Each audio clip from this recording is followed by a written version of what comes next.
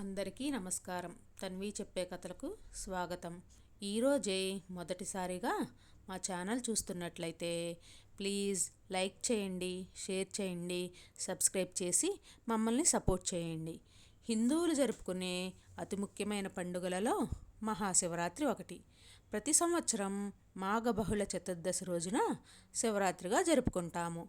ఈ మహాశివరాత్రి రోజున ఉపవాసం ఉండి జాగారం చేసిన వారికి సమస్త పాపాలు తొలగిపోతాయని, పుణ్యం లభిస్తుందని పురాణ వచనం. ఈరోజు ఉదయాన్నే లేచి తలస్నానం చేసి పూలు ఫలములతో శివుణ్ణి పూజిస్తే ఆ మహాశివుడి సంపూర్ణ అనుగ్రహం లభిస్తుంది. మరి ఎంతో విశేషమైన ఈ మహాశివరాత్రిలోగా మహిమాన్వితమైన ఈ కథలను వింటే చాలు ఆ మహాశివుడి సంపూర్ణ అనుగ్రహం మీకు లభిస్తుంది. జన్మ జన్మల పాపాలు తొలగి కోటి జన్మల పుణ్యం వస్తుంది. మరి ఆ కథ ఏంటో ఈ వీడియోలో తెలుసుకుందాం. పూర్వము నైమిసారణ్యము సౌనకాది మునుల నిత్య తపోదీక్షలతోనూ యజ్ఞయాగాది క్రతువులతోనూ పురాణాది ప్రవచనముతోనూ మహర్షుల వేద మంత్రోచ్చారణలతోనూ శోభాయమానంగా విరాజిల్లుతుండేది.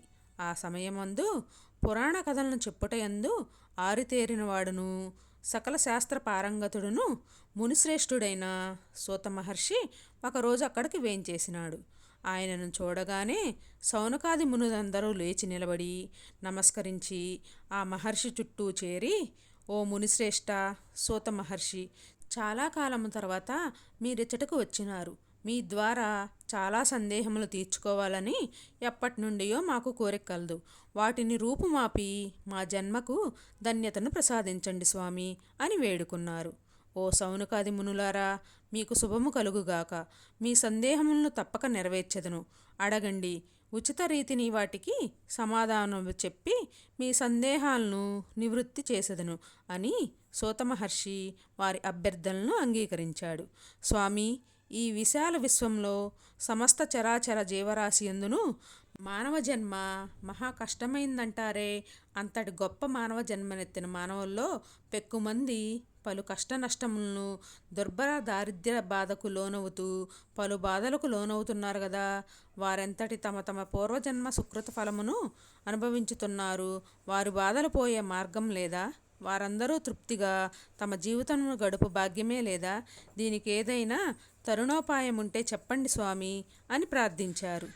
మునులారా, కలత చెందకండి. మానవులందరికీ తమ తమ పూర్వజన్మ పాప ఫలితంగా సంభవించు పలు బాధలను పోగొట్టుకున్నట్టుకు మన శాస్త్రములందు కొన్ని మార్గములను నిర్దేశించబడ్డాయి. అందులో శివదేవుని కథ అత్యంత శ్రేష్టమైనది. సోమవారం శివునికి అత్యంత ప్రీతికరమైన రోజు.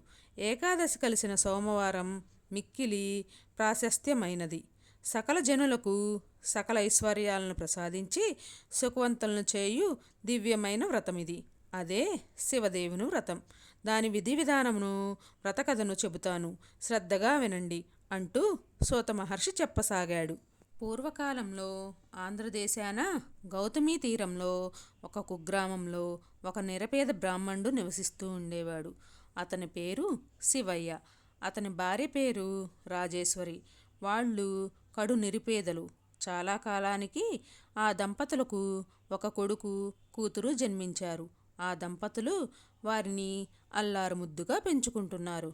కానీ దారిద్ర్యం వల్ల ఆ బిడ్డలకి సరిగా సాకలేకపోతున్నామే అని ఆ దంపతులు నిరంతరం బాధపడుతుండేవారు. రాను రాను ఆ బిడ్డలు పెరిగి పెద్దవారవుతున్నారు. వారి ఆలనా పాలన, ముద్దు మురిపాలు తీర్చుకునే స్తోమత రాను రాను దుర్భరమైపోసాగింది. ఒకనాడు ఆ దంపతులు తమ దుస్థితిని గురించి బాధపడుతుండగా శివయ్య భార్యతో, ఈ దారిద్ర్య అవస్థ భరించలేకున్నాము. నేను తిరుపతికి వెళ్ళి స్వామి దర్శనం చేసుకొని అక్కడే ఏదైనా వ్యాపకంతో శ్రమపడి డబ్బు సంపాదించుకొని వస్తానన్నాడు. అందుకు భార్య రాజేశ్వరి కూడా అంగీకరించింది. బిడ్డలను జాగ్రత్తగా చూసుకుంటుండమని భార్యకు చెప్పి శివయ్య తిరుపతికి కాలినడకన బయలుదేరాడు. వెళ్ళగా వెళ్ళగా వానికి మార్గమధ్యమందు ఒక ముదుసలి బ్రాహ్మణుడు తారసపడ్డాడు. ఎక్కడికి వెళ్తున్నావని శివయ్యను ప్రశ్నించాడు. శివయ్య తన దీనస్థితిని వివరించి డబ్బు సంపాదనకు తిరుపతి వెళ్తున్నానని చెప్పాడు. అతని మాటలు విన్న వృద్ధుడు, ఓయి వెర్రివాడా, నీవు తిరుపతి వెళ్ళినంత మాత్రాన, స్వామి దర్శనం చేసుకున్నంత మాత్రాన డబ్బు సంపాదించుకోగలవా? నీ దారిద్ర్యం పోయి నీకు సకల ఐశ్వర్యాలు కలిగి నువ్వు నీ భార్యాబిడ్డలు సుఖపడేలా చేయగల వ్రతం ఒకటి ఉన్నది. అది చెబుతాను, శ్రద్ధగా విను.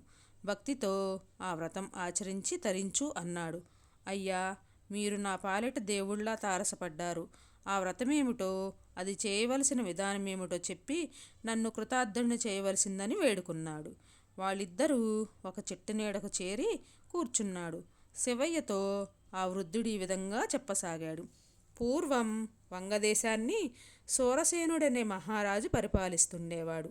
అతనికి సుగుణవతి సౌందర్యవతియగు కుమార్తె ఉండేది. ఆమె పేరు సీమంతిని. ఆమెకు పసితనం నుండి శివదేవుడంటే అపారమైన ప్రీతి. భక్తితో నిరంతరం పూజలు పునస్కారాలు చేస్తూ ఉండేది. యాజ్ఞవల్క ముని సతి మైత్రేయి ఈ సంగతి తెలుసుకొని ఆ రాకుమారి వద్దకు వెళ్ళి సోమవార వ్రత మహత్యాన్ని, ఆ వ్రత విధానాన్ని తెలియజెప్పింది. ఆనాటి నుండి రాకుమారి సీమంతిని సోమవార వ్రతాన్ని భక్తి శ్రద్ధలతో చేస్తుండేది. సదాశివుని దివ్య కథలను వింటూ ఆయన యందే భక్తి ప్రపత్తులను పెంచుకుంటూ విద్యాబుద్ధులు అందు ఆరితేరుతూ యుక్త వయస్కురాలయ్యింది. వంగదేశానికి చేరువలో గల అంగదేశాన్ని ఇంద్రసేనుడనే మహారాజు పరిపాలిస్తున్నాడు. ఆ రాజునకు చంద్రాంగదుడనే కుమారుడున్నాడు. అతడు సుగుణగుణ మణిభూషణుడు, సౌందర్య సంపన్నుడు. యుక్త వయస్సు వచ్చిన ఆ రాకుమారునకు వివాహం చేయు నిమిత్తం విప్రులకు వాని చిత్రపటాన్నిచ్చి తగిన రాకుమార్తెను అన్వేషించుటకు అన్య రాజ్యాలకు పంపించాడు.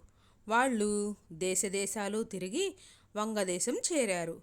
రాజదర్శనం చేసుకుని తామొచ్చిన పనిని నివేదించి తమ రాకుమారుని చిత్రపటాన్ని రాజుకు అందజేశారు.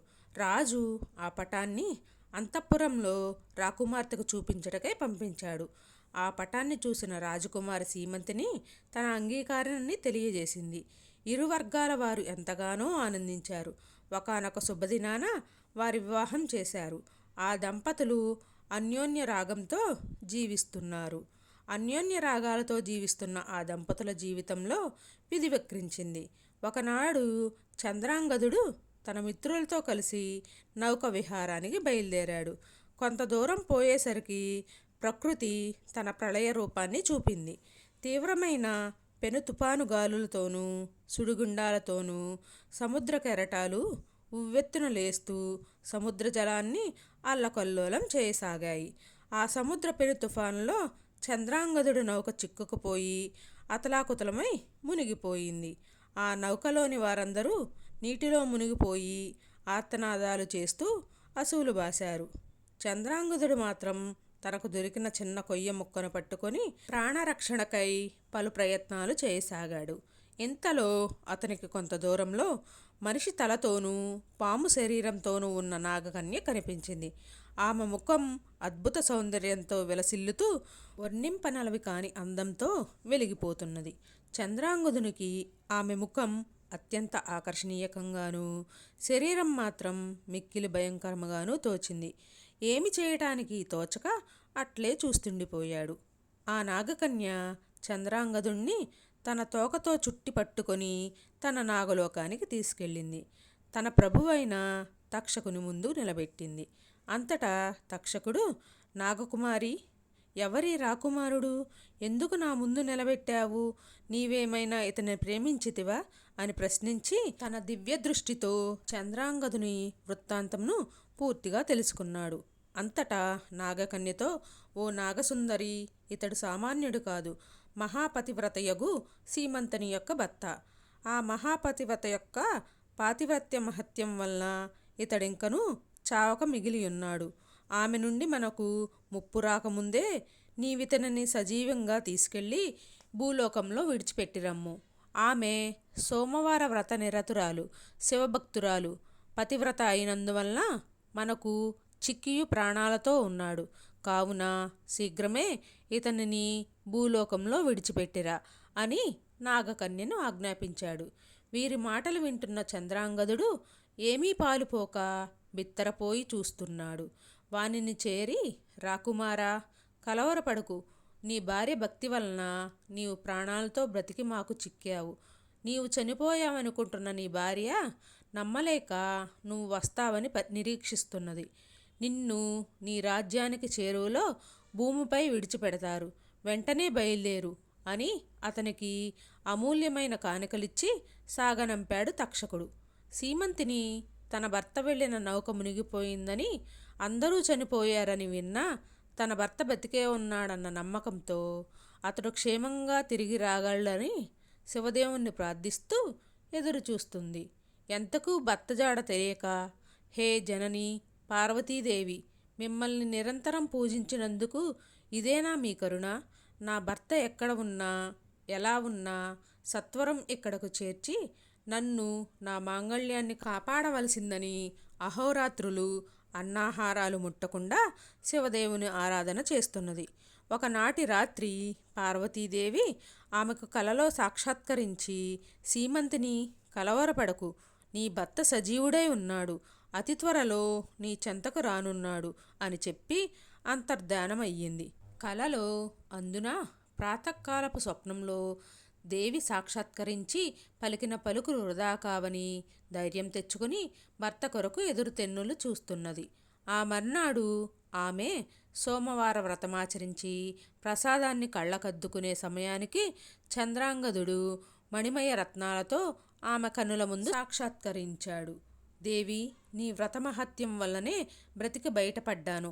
నాగకన్యలు నన్ను రక్షించి తమ రాజు వద్దకు కొనిపోగా ఆ మహానీయుడు నీ ఉదాంతమంతయు తన దివ్యదృష్టితో చూసినవాడై వారిని హెచ్చరించి అపూర్వమైన కానుకలతో నన్ను భువికి సాగనంపాడు అని చెప్పాడు.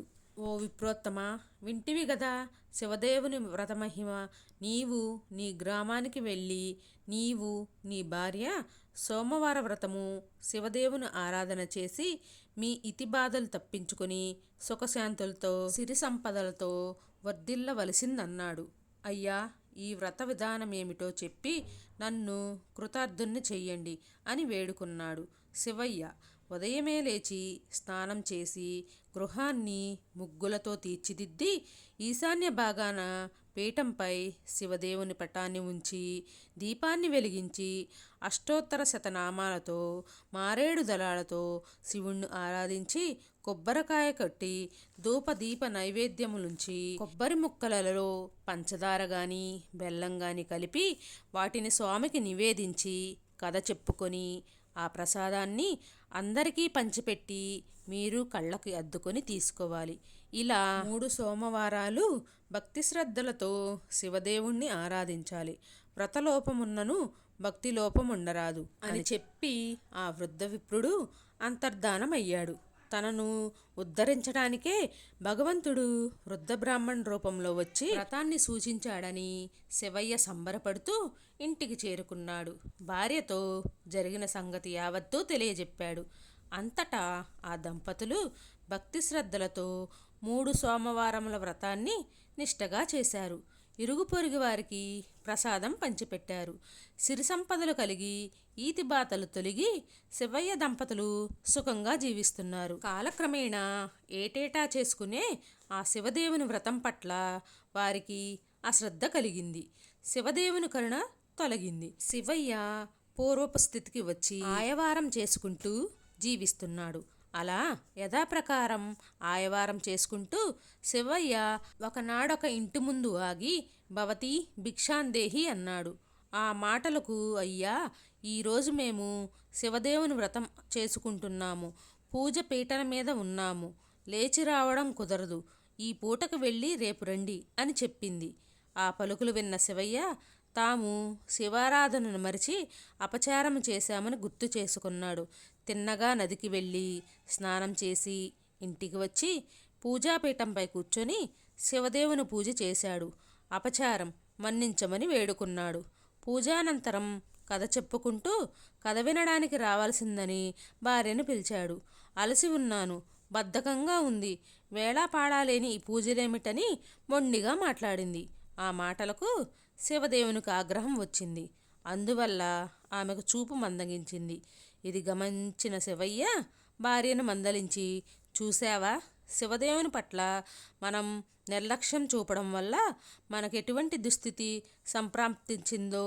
ఆయన పట్ల అపచారం, అలక్ష్యం పనికిరాదు. లేచి ఈరోజైనా పూజా కథా శ్రవణం విను, కాదనకు అని హెచ్చరించాడు. ఆమెకు జ్ఞానోదయమైంది.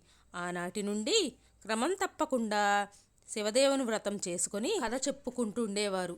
ఇరుగు పొరుగు వారు కూడా వ్రతమహత్యాన్ని తెలుసుకుని భక్తితో ఆరాధిస్తుండేవారు.